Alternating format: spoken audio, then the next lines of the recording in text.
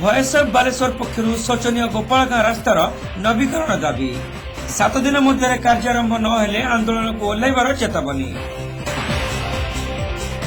बालेश्वरवासी सुख दुखर साथी हेबा एवं सामूहिक समस्या समाधान आभिमुख्य नहीं निकट अतीत गठित होइतिबा स्वेच्छासेवी संगठन भॉयस ऑफ बालेश्वर एबे बेस क्रियाशील होई उठिछि। सहरर मरणजंता पलटिथिबा गोपालगाँ रास्तार नवीकरण दाबी रे संगठन सभापति अरिजित घोषाल नेतृत्व में संगठन कर्मकर्ता माने जिला प्रशासन दृष्टि आकर्षण करिसेंति।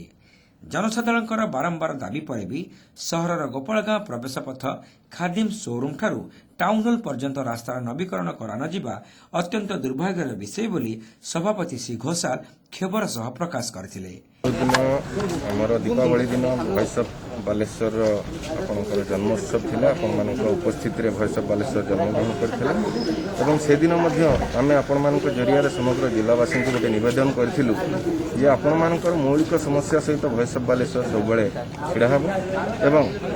प्रथम करी आज भॉयस ऑफ बालेश्वर जो पदक्षेप नहीं दीर्घ दिन धरी बालेश्वर खादिम शोरूम ठारू जो टाउन हॉल जो रास्ता संजोग होती जहाँकि गोपालगाँ मध्य दे जाउची एवं म्युनिसिपालिटी दुईटा वार्ड को से संजोग करुची 28 नंबर और 29 नंबर दुईटा वार्ड को संजोग करुची एवं दीर्घ दिन धरी से स्थानीय अंचल लोक मानकर दाबी सत्य जे से अंचल रास्ता को ठीक करा जाऊ तुरंत मरामती करा जाऊ किंतु कहा चापरे को बाह्य चापरे आज प्रशासन मध्य मुंड नौची जे से रास्ता काम करिवारे विलंब होउची एवं से अंचल देखी जो रोगी माने यातायात करुचंती कारण से अंचल रे बहु संख्यक डाक्तर रोगी सेवा जोगाउचंती किछि नर्सिंग होम मध्य अछि एवं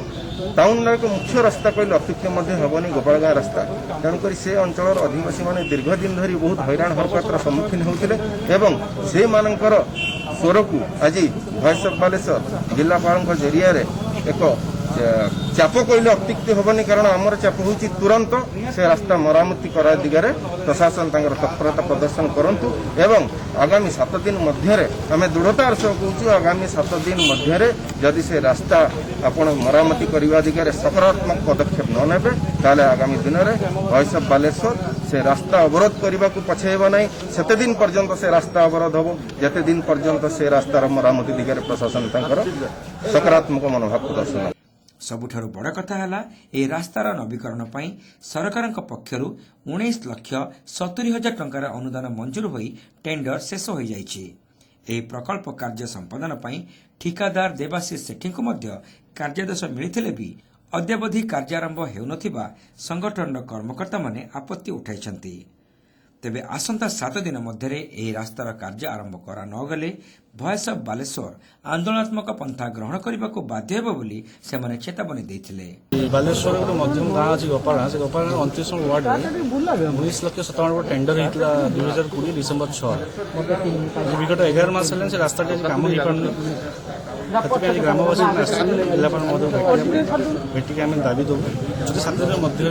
कम न हम रास्ता जानुरी 6 2020 आज 11 मास आज रास्ता कम होनी जे को भी जनइु बारंबार असुविधा सत्वे आम ग्रामवासी आज मिसिक आज जिलापाल महोदय भेटिया दाबी रखा रास्ता जिते जल्दी हम 7 दिन मध्य करने चेष्टा करेंगे जो ना आम आगे बेलू रास्ता बंद करूँ।